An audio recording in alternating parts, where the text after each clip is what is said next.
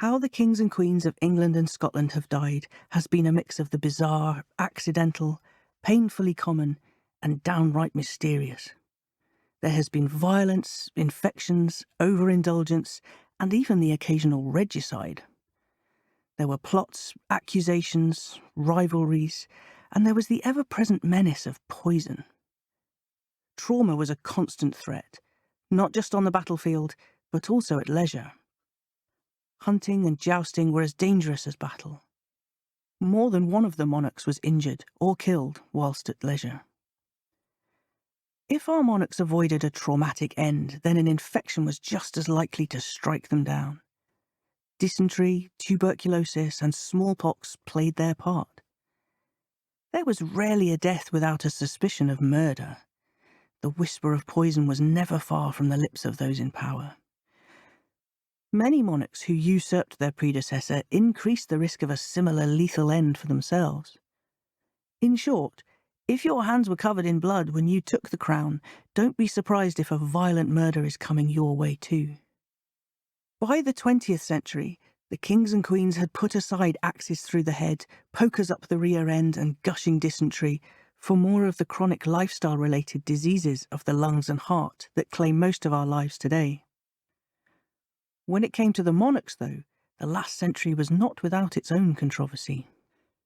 Some members of the royal family are largely forgotten, while others are seen as icons in academia and in popular culture.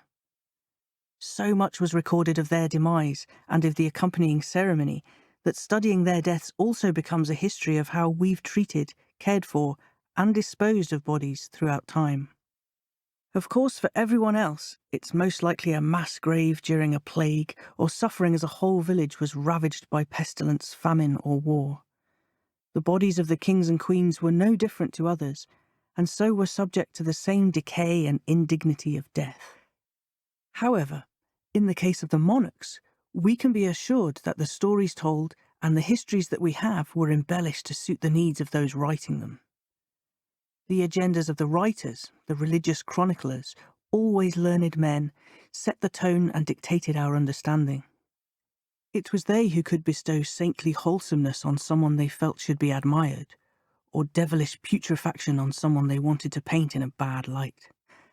At the stroke of an inky quill, they could do just that, and their stories are still told today. Remains of the kings and queens, whilst often given lavish, over-the-top send-offs by those left behind, were not always allowed to simply rest in peace. The sacking of graves looking for lead and riches, the pulling down of abbeys, and simple curiosity has led to tombs being opened, prodded, poked, and stolen from. For Richard III, the discovery of his remains make for a wonderful tale of persistence, problem-solving, and luck. It is time to pull on the rubber gloves and take a deep dive into the blood and guts of 1,000 years of royal deaths.